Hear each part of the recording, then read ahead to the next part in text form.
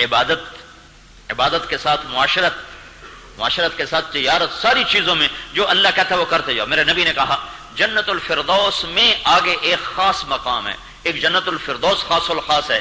اللہ نے ساری جنت بنائی کن فیکون، اور جب جنت الفردوس کے بننے کا وقت آیا تو اللہ نے جنت الفردوس کو اپنے ہاتھوں سے بنایا، اپنے ہاتھوں سے بنایا۔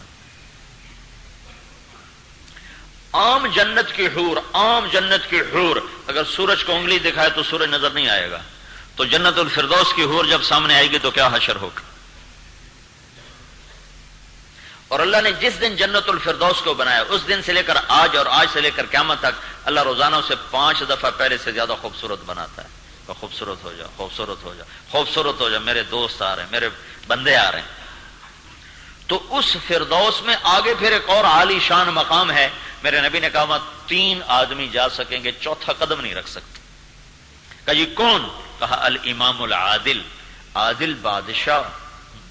امام مسجد تو نہیں کہا، شیخ الحدیث تو نہیں کہا، کسی خانقاہ کے شیخ کو تو نہیں کہا، کون؟ بادشاہ۔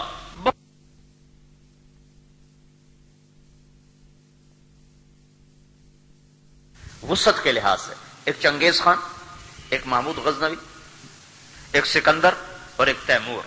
ان 4 جیسی فتوحات دنیا میں کسی نے نہیں کی۔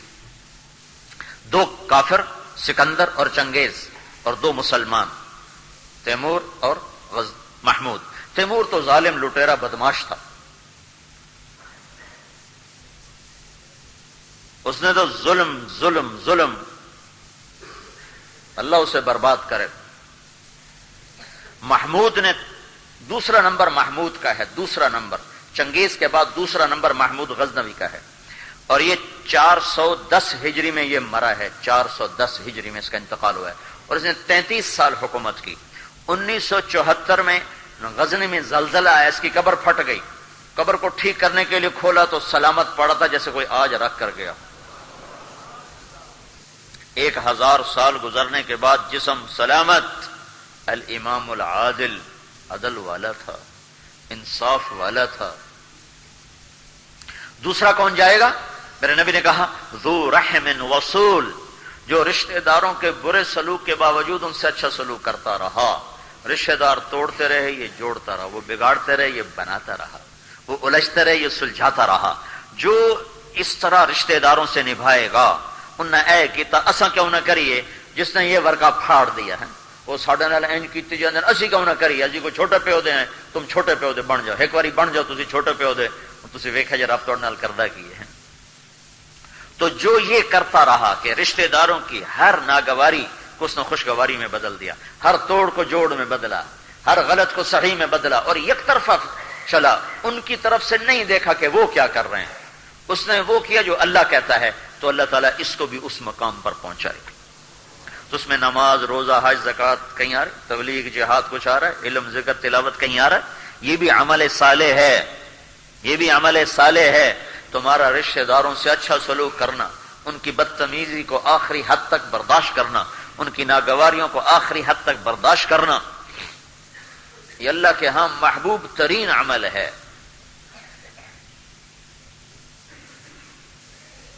ایک شخص نے کہا یا رسول اللہ، ہمارے ایک عورت ہے، وہ بڑی تہجد گزار اور روزے دار ہے، لیکن زبان کی بہت تیز ہے، بہت لوگوں کو اپنے زبان سے لوگوں کو بہت دکھ پہنچاتی ہے۔ تو میرے نبی نے کہا لا خیر فیہا، کوئی خیر نہیں اس میں، جہنم میں جائے گی۔ دوسرے نے کہا یا رسول اللہ، ہمارے ہاں ایک خاتون ہیں جن کے صرف فرض نمازیں ہیں، کوئی نفل نہیں ہے، اور ان کا صدقہ خیرات بھی کوئی نہیں، ایسے پنیر کے خشک ٹکڑے وہ صدقہ کرتی ہیں، لیکن ان کی زبان سے آج تک کسی کو تکلیف نہیں پہنچی۔ تو میرے نبی نے کہا وہ جنت میں جائے گی۔ ذو رحم وصول۔ تیسرا فرمایا ذو عیال صبور، ذو عیال صبور، جس کو اللہ نے اولاد دی اور رزق تھوڑا دیا، اولاد زیادہ دی، اور اس نے حرام کی طرف قدم نہ اٹھایا بلکہ کڑ کڑ کے گھٹ گھٹ کے وہ مر گیا، لیکن کوئی اس نے غلط لقمہ نہ کھایا نہ کھلایا۔ ایک یہ یہاں پہنچے گا کہ کمائی تھوڑی، اولاد زیادہ، جھوٹ سے ملتا تھا دروازہ بند رکھا، سود سے ملتا تھا دروازہ بند رکھا، خیانت، ہیرا پھیری، رشوت سے ملتا تھا دروازے بند رکھے، تو میرا اللہ اس سے بھی یہاں پہنچائے۔ ہم باول نگر میں تھے، وہاں ایک صوبیدار ملا فوج کا، تو وہ کہنے لگا میرا چلہ لگا ہوا ہے، تو اپنی خود کہانی سنانے لگا کہ ایک دفعہ میرے افسر نے مجھ سے پوچھا، بڑے افسر نے، کہ اب تو تم ہیرا پھیری نہیں کرتے ہو تو تمہارا گزارا کیسے ہوتا ہے؟ میں نے کہا جی اللہ کے فضل سے ہوتا ہے۔ کہا نہیں مجھے سچ سچ بتاؤ، یہ تمہاری تنخواہ ہے، 5 تمہارے بچے ہیں، 5 اسکول جاتے ہیں، تو ان کی فیسیں، گھر، بجلی، گیس، یہ سب کچھ اس تنخواہ میں تم کیسے پورا کرتے ہو؟ مجھے تم بجٹ بنا کے دکھاؤ۔ کہا اگر اندر کا پوچھتے ہو تو 3 سال ہو چکے ہیں میرے گھر میں سالن نہیں پکا، ہم چٹنی سے روٹی کھاتے ہیں اور ہم خوش ہیں، ہمارا ضمیر مطمئن ہے۔ 3 سال سے میرے گھر میں سالن نہیں پکا ہے، میں اور میرے بچے چٹنی سے روٹی کھاتے ہیں۔ یہ وہ ہے جو جنت الفردوس کے اس درجے میں جائے گا جہاں بڑے بڑے مشائخ نہیں جا پا رہے۔ تو عمل صالح سے مراد لوگ صرف اتنا لیتے ہیں، نماز، روزہ، حج، زکات، تبلیغ، ذکر، تلاوت، اس کو کہتے ہیں عمل صالح۔ یہ بھی عمل صالح ہے کہ کسی کو میٹھا بول سنا دو، کسی کو مسکرا کے مل دو، ماں باپ کے پاؤں دبا دو، یہ بھی عمل صالح ہے۔ عبادات میں نماز سب سے اعلیٰ درجے کا عمل ہے، عبادت میں نماز سے اونچا عمل کوئی نہیں ہے۔ مولانا یوسف صاحب رحمۃ اللہ فرماتے تھے جس دن 50% امت مسلمان ہو جائے گی تو مسلمانوں کا زوال رک جائے گا، اور جب 51% ہو جائیں گے تو مسلمانوں کو اللہ اونچا کر دے گا، کفر کو نیچا کر دے گا۔ صرف نمازی بن جائیں، نمازی ٹوٹی پھوٹی پڑھیں، جیسے بھی پڑھیں، پر چھوڑیں نہیں، نماز زندہ ہو جائے۔ اور اعلیٰ درجے کی نماز یہ ہے کہ جب آپ کہو اللہ اکبر تو آپ اور اللہ کے سوا تیسرا کوئی نہ ہو، یہ نماز کی اصل ہے۔ اقم الصلاۃ لذکری، میرا بندہ جب تو اللہ اکبر کہے تو پھر یوں ہو جا کہ تو اور میں ہوں، تیسرا کوئی نہ ہو۔ جب تم میرے پاس ہوتے ہو گویا کوئی دوسرا نہیں ہوتا۔ من تو شدم تو تن شدی، من جا شدم تو من شدی، تاکس نہ گوید بعد ازیں من دیگرم تو دیگری، کہ بس اللہ میں ڈوب جاؤ۔ اقم الصلاۃ لذکری، یہ نماز بن سکتی ہے۔ ہم نے ارادہ ہی نہیں کیا نا، ارادہ ہی نہیں کیا کہ میں ایسی نماز پڑھوں۔ بس نماز پڑھنے پر نمازی لوگ مطمئن ہیں، باجی پڑھ دیتا ہے، اور کی کریے، اور کی پڑھ دیتا ہے، اور کی کریے۔ نہیں، تم نے گھر بنایا، اس میں کہیں پینٹ کروایا، کہیں لکڑی لگوائی، کہیں اے سی لگوایا، کہیں گلدان رکھے، کہیں ٹیبل رکھے، کہیں صوفے رکھے، اس کے بغیر بھی تو گھر چلتا ہے۔ یہ سب کچھ کیوں رکھا ہے؟ یہ حسن اور جمال انسانی کمزوری ہے، یہ جمال اور حسن کا غلام ہے، یہ چیز کو خوبصورت بنا کے استعمال کرتا ہے، یہ اس کو بھدی شکل میں استعمال نہیں کرتا۔ تو یہی تیرا رب تجھ سے چاہتا ہے کہ نماز تو پڑھ، پر ایسی پڑھ کہ میں بھی تو پسند کروں تیری نماز۔ یہ تو نہ ہو کہ تیری نماز خود ہی تجھے برا بھلا کہتی پھر رہی ہو کہ کی کیتا ہی میرے نال۔ تو نماز کا حسن یہ ہے کہ اللہ اکبر کے بعد سلام پھیرنے تک، یہ جو سلام ہے اس کا کیا مطلب ہے؟ السلام علیکم ورحمۃ اللہ، السلام علیکم ورحمۃ اللہ، یہ کیا مطلب ہے؟ دیکھو نا، باہر سے آنے والا سلام کرتا، اگر بیٹھے بیٹھے ہم ایک دوسرے کو سلام کہنا شروع کر دیں تو عجب نہیں لگے؟ جناب کیوں سلام کیتی جانتے ہو، کٹھے تو بیٹھے ہیں۔ تو ابھی تو سارے 4 رکعات ہم نے عشاء کی نماز کندھے سے کندھا ملا کے پڑھی، تو السلام علیکم آپ دائیں طرف والوں کو سلام کرتے ہیں، السلام علیکم پھر آپ بائیں طرف والوں کو سلام کرتے ہیں۔ آپ تو موجود ہیں، سلام کس بات کا ہے؟ سلام کس بات کا ہے؟ یہ سلام 2 معنوں پر ہے، ایک اللہ سے، ایک بندے سے، ایک مطلب اللہ سے جڑا ہوا ہے، ایک بندے سے جڑا ہوا ہے۔ السلام علیکم ورحمۃ اللہ، ادھر والا بھائی، اے بھائی صاحب، میں نے جب اللہ اکبر کہا تھا تو میں دنیا میں نہیں تھا، میں اپنے رب کی محفل میں تھا، میں وہاں سے واپس آیا ہوں، السلام علیکم، میں اپنے اللہ کے دربار میں تھا، اللہ نے مجھے کھینچ لیا اور میں کسی کا نہ رہا۔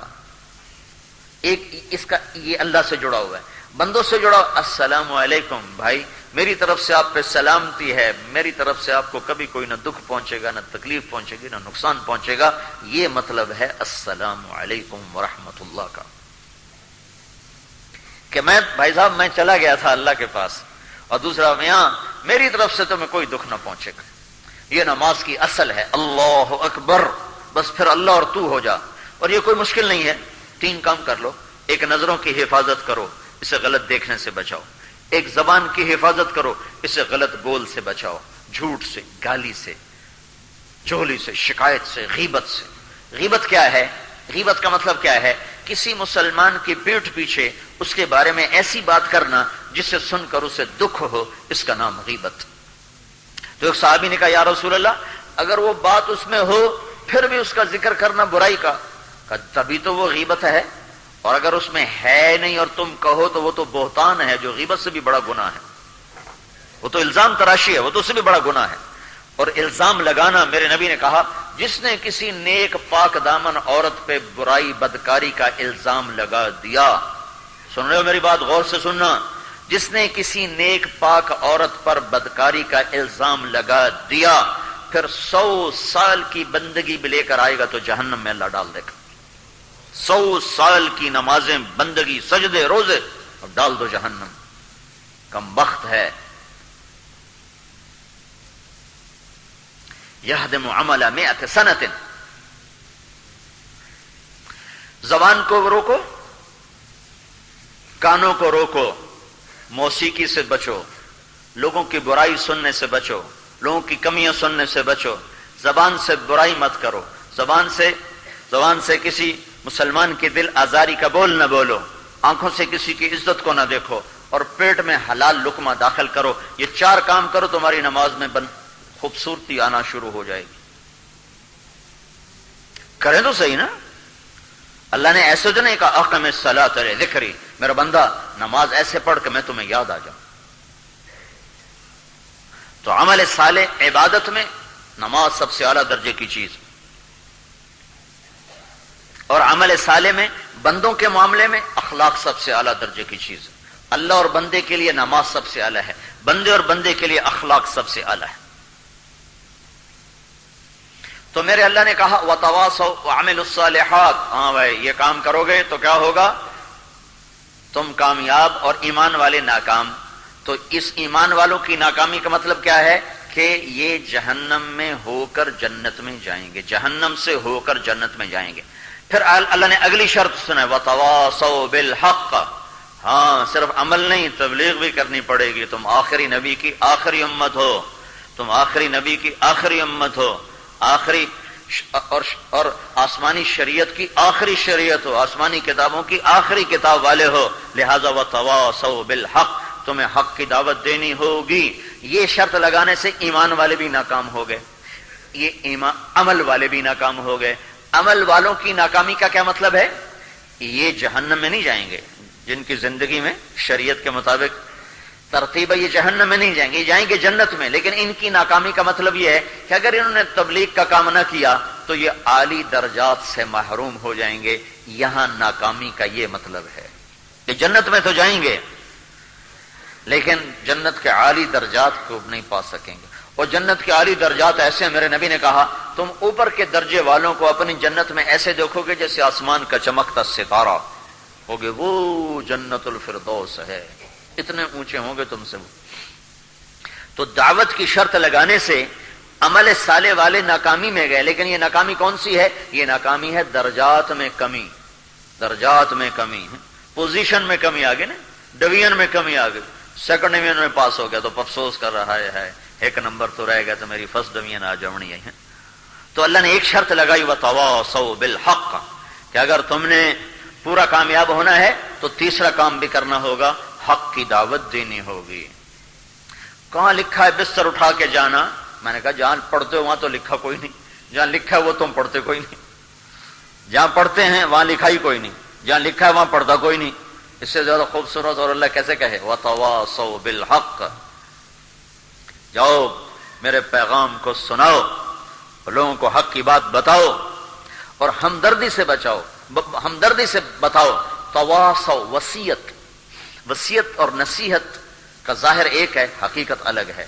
نصیحت کسی کو اچھا بول، ہمدردی کا بول، اس کی بھلائی کا بول۔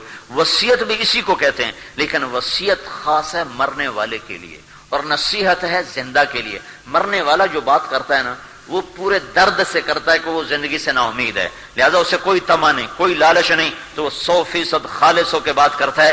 تو اللہ تبلیغ کے کام کرنے والوں کو یہ بات بتا رہا ہے، اس امت کو بتا رہا ہے کہ لوگوں کو میری بات بتانا اندر کی ہمدردی سے، اندر کے جذبوں سے، اندر کی تڑپ سے، صرف مقرر بن کے نہ بیٹھ جانا اور تقریریں کر کے نہ چلے جانا، بلکہ لوگوں کے پیچھے پھرنا جیسے نبی پھرے اور ان کی تکلیفوں پر جیسے نبیوں نے صبر کیا تم بھی صبر کرنا.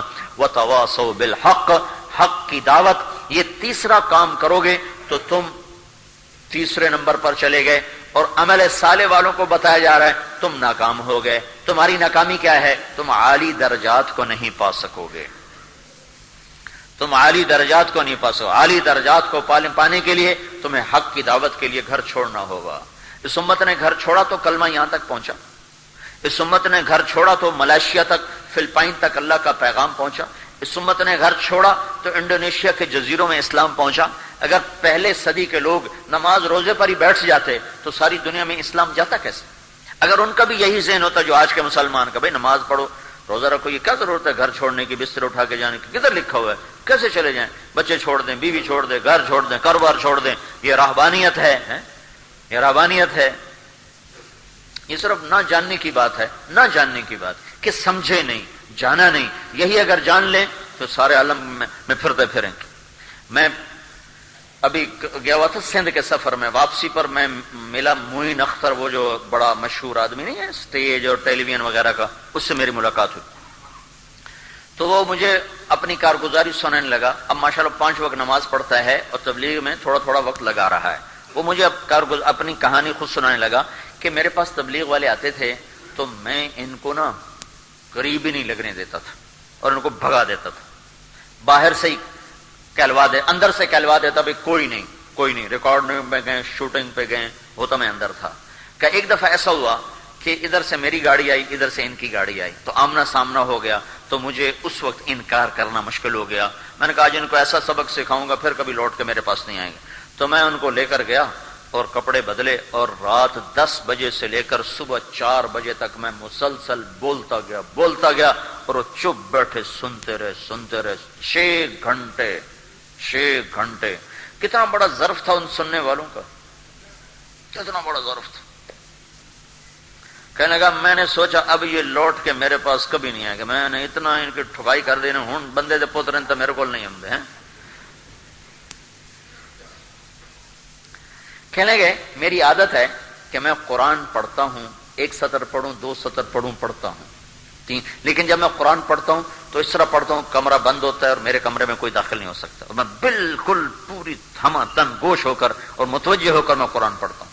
کہ اس بات کے چند دن گزرے تھے تو میں قرآن پڑھ رہا تھا تو یہ آیت میرے سامنے آئی، وَلْتَكُمْ مِنْكُمْ أُمَّةٌ يَدْعُونَ إِلَى الْخَيْرِ وَيَأْمُرُونَ بِالْمَعْرُوفِ وَيَنْهَوْنَ عَنِ الْمُنْكَرِ وَأُولَئِكَ هُمُ الْمُفْلِحُونَ. تم میں ایک جماعت ایسی ہونی چاہیے جو بھلائیوں کی دعوت دے، برائیوں سے روکے، اور یہی لوگ کامیاب ہیں. کہنے لگا جب میں نے یہ آیت پڑھی تو میری چیخ نکلی اور میں نے رونا شروع کیا، اور میں اتنا رویا کہ میں کانپ رہا تھا اور میری چیخیں نکل رہی تھیں اور میری ہچکیاں بند گئیں، اور مجھے لگتا تھا کہ میں دیوار میں ٹکر ماروں کہ میں نے کیا کیا، میں نے ان لوگوں کے ساتھ یہ کیا کیا، یہ تو قرآن کہہ رہا ہے کہ یہ کام تمہارا ہے. تو کہا میں باہر نکلا، اس کا ملازم غلام نبی، اس نے کہا غلام نبی ہوگا، تو میں نے اس سے کہا غلام نبی مجھے وہ بندے پیدا کر کے دو جہاں سے بھی پیدا کرنے ہیں. وہ کہے سرکار مجھے کیا پتا کون تھے، کہاں سے آئے تھے. کہا میں بے قرار. پھر یہ اللہ کا فضل ہے، تبلیغ والے چھوڑتے تو ہیں نہیں. کہ چند دن گزرے تو وہ خود ہی آ گئے. کہا جی یہاں سے گزر رہے تھے، ہم نے کہا آپ کو ملتے جائیں. میں نے کہا میں تو تمہارے انتظار میں تھا اور میری بھول تھی، مجھے تو پتہ ہی نہیں تھا کہ میرا اللہ مجھے کہہ رہا ہے کہ اللہ کا پیغام لوگوں تک پہنچاؤ، میں تمہارے ساتھ ہوں. بس اب مجھے صرف ایک بات سمجھا دیں اور میں پھر کھلے دل کے ساتھ ہوں. مجھے ایک کھٹک ہے جس کی وجہ سے میں وقت نہیں لگا تھا کہ ادھر میں سٹیج پہ کام کروں، ادھر میں تبلیغ کروں، کیا یہ منافقت نہیں؟ بس اس وجہ سے میں وقت پورا نہیں لگاتا ہوں. میں نے کہا نہیں یہ منافقت نہیں ہے، یہ ایمان کی کمزوری ہے، یہ منافقت نہیں ہے. اور گناہ کی وجہ سے نیکی کو چھوڑ دینا، اس کا نام تو حماقت ہے نا کہ منافقت. میرا کالج کا دوست تھا، مر گیا، اللہ اس کی بخشش کرے. بڑی غلط زندگی تھی اس کی، بہت غلط. تو اللہ نے میرا اس کا ٹاکرا کروایا، تو اللہ نے اس کا چلہ لگوایا. بڑی مالدار فیملی تھی، اکلوتا تھا. تو اس کی ہر شے چھوٹ گئی، صرف ایک شراب رہ گئی تھی، وہ بھی روزانہ نہیں، جب کبھی ملتی تو پھر چھوڑتا نہیں تھا. ویسے روز نہیں پیتا، باقی ہر گندگی سے وہ نکل گیا تھا، اور نماز اور تہجد اور چلہ اس کا ایک لگا تھا، داڑھی نہیں رکھی تھی۔ تو میں سے کہتا تھا بھائی اب شراب بھی چھوڑ دے، کہتا سن 2000 میں 4 مہینے لگاؤں گا، داڑھی رکھوں گا، حج کروں گا، شراب بھی چھوڑ دوں گا۔ تو خیر وہ تو الگ کہانی ہے۔ تو وہ مجھے کہنے لگا کہ ایک دفعہ میں نشے میں گرا پڑا تھا تو پولیس ساری جانتی تھی اس کو، تو وہ مجھے پولیس اٹھا کے نہ لے گئی۔ جو صبح میری آنکھ کھلی تو میں حوالات میں تھا، تو فجر کا وقت ہو رہا تھا، میں نے کہا بھائی لوٹا پانی دو، میں نے نماز پڑھنی ہے۔ تو سپاہی ہنسنے لگے کہ ساری رات تو نے کرتوت کیا کیا جو اب نماز پڑھتا ہے۔ تو میں نے کہا جب گناہ کیا ہے تو کوئی نیکی کر کے دھو نہیں اپنے گناہ کو، یہ عجب دستور ہے، تیری نماز کا کیا فائدہ، تو سود کھاتا ہے۔ اور بھائی پڑھنے دو خدا کے اللہ کے بندے، یہ کہاں لکھا ہے کہ اگر تم سود کھاتے ہو تو نماز چھوڑ دو، اگر تم جھوٹ بولتے ہو تو ذکر چھوڑ دو، یہ کہاں لکھا ہوا ہے؟ اتبع السیئۃ الحسنہ، میرے نبی نے کہا گناہ ہو جائے تو نیکی کر، گناہ ہو جائے تو نیکی کر، پر ان الحسنات یذھبن السیئات، اگر گناہ ہو رہے ہیں تو نیکیاں شروع کر دو، ایک وقت آئے گا نیکیاں تمہارے گناہوں پہ چھا جائیں گی۔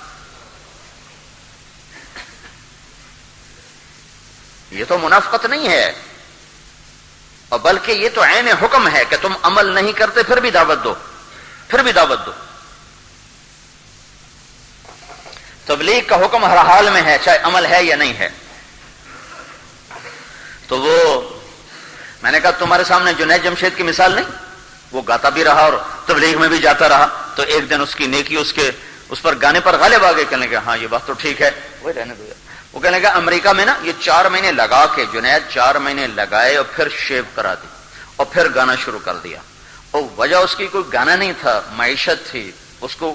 مجھے اس نے بتایا کہ میرے پاس کوئی کاروبار نہیں اور مجھے کچھ آتا نہیں، میں کہاں سے کھاؤں، میں مجبور ہو کے پھر سٹیج پہ چلا گیا ہوں۔ تو کہنے لگا امریکہ میں ہم دونوں پروگرام کر رہے تھے تو ایک آدمی مجھ سے کہنے لگا یہ کیا منافق ہے، کبھی داڑھی رکھتا ہے، کبھی شیو کرتا ہے، کبھی تبلیغ کرتا ہے، کبھی گانے گاتا ہے۔ تو میں نے اس سے کہا بھائی اس کی اور شیطان کی جنگ ہو رہی ہے، تم دعا کرو کہ اللہ اس کو اس کے شیطان پہ فتح نصیب فرمائے۔ تو میں نے کہا جو نصیحت تو ادھر کر رہا ہے یہی اپنے لیے کرنا کہ تو تبلیغ کر اور پھر دعا کر یا اللہ میرے شیطان پر مجھے فتح عطا فرما۔ کہنے لگا مولانا صاحب اگر آج مجھے کوئی حلال کام مل جائے میں اس پہ لعنت بھیجوں، مجھے کوئی راستہ نظر نہیں آ رہا۔ تو یہ تو اس امت کو قرآن نے پیغام دیا ہے کہ جاؤ میرے پیغام کو لے کے پھرو۔ پھر اس نے اللہ کے فضل وہیں 3 دن ایسے مہینے 3 دن لگانے کا اس نے ارادہ کیا کہ میں 3 دن کے لیے نکلوں گا، لیکن جماعت میری کہیں قریب رکھیں دور نہ رکھیں۔ تو ہمیں دعوت کا کام اللہ دے رہا، وتواصوا بالحق، جاؤ حق کی دعوت دو۔ دعوت واحد عمل ہے جس سے چیز پھیلتی ہے، برائی کی ہوگی برائی پھیلے گی، اچھائی کی، یہ مارکیٹنگ ہے، دعوت کا ہے مارکیٹنگ۔ آج کل جو لفظ مارکیٹنگ، جو ہمارا سودا بیچو، ہمارے گاہک بناؤ، ہمارے مارکیٹ بناؤ، ہمارے سودے کے بیچنے کے لیے تم اس کے فضائل سناؤ، تو پھر وہ بڑے بڑی تنخواہوں پہ لوگ نوجوان رکھے جاتے ہیں جو بڑے سوٹڈ بوٹڈ ہو کر بڑے الفاظ کی وہ لاتے ہیں، عجیب اس کے اوپر نیچے ملا ملو کے لوگوں کو بیوقوف بنائے، ان کو اصل میں اپنے پیسے کھڑے کرنے ہوتے ہیں۔ تو یہ اسی کا نام تبلیغ ہے، اسی کا نام تبلیغ ہے کہ وہ اپنا سودا بیچ رہے ہیں، ہم اپنا سودا کہ بھائی اللہ کی مان لو، اللہ کے رسول کی مان لو، دنیا اور آخرت اپنی بنا لو۔ وتواصوا بالحق، حق کی دعوت دینا یہ تمہیں عالی شان درجات تک پہنچائے گا۔ پھر آگے ایک شرط اور لگائی، وتواصوا بالصبر، کہ تبلیغ کے کام کرنے والے عالی درجات تک پہنچے، لیکن وتواصوا بالصبر کی شرط لگانے سے تبلیغ والے بھی ناکام ہو گئے۔ ہر جگہ ناکامی کا مفہوم الگ ہے۔ اب تبلیغ والے ناکام ہو گئے، اس ناکامی کا کیا مطلب ہے؟ اس ناکامی کا کیا مطلب ہے؟ چوتھی شرط وتواصوا بالصبر، صبر کو زیور بنانا، صبر کو زیور بنانا۔ اخلاق کی انتہا کا نام صبر ہے، عالی اخلاق والے صبر والے ہوتے ہیں، اخلاق کی انتہا کا نام صبر ہے، اخلاق کے عالی مقام کا نام صبر ہے۔ ایمان کی تمام گھاٹیاں طے ہوتی ہیں جب صبر ساتھ ہوتا ہے، اور اخلاق کی تمام گھاٹیاں طے ہوتی ہیں جب انسان صبر والا ہوتا ہے۔ اور آگے سنو، اللہ کہے گا قیامت کے دن صبر والے کھڑے ہو جاؤ، تو ایک چھوٹی سی جماعت کھڑی ہوگی، ان سے کہا جائے گا جنت میں چلے جاؤ۔ جب وہ جنت میں جانے لگے گے نا تو اللہ ان کے مقام کو بتانے کے لیے نا خود فرشتے آگے کھڑے کر دے گا۔ فرشتے کہیں ہاں بھائی جناب کدھر جا رہے ہو؟ کہا جی جنت میں جا رہے ہیں. کہا بھائی حساب تو دیتے جاؤ. کہیں گے ہمارا تو حساب ہے ہی کوئی, ہم تو بے حساب جا رہے ہیں. کہا تم کون لوگ ہو؟ کہا ہم صبر والے ہیں, ہم صبر والے ہیں. کہا ہاں ہاں ہاں بے شک بے شک, آپ کو کون پوچھ سکتا ہے, جاؤ جاؤ جاؤ جاؤ. تو چوتھی شرط صبر, عالی اخلاق, عالی اخلاق, محبت, درگزر, چشم پوشی, ہر ایک کے ساتھ عاجزی اور تواضع.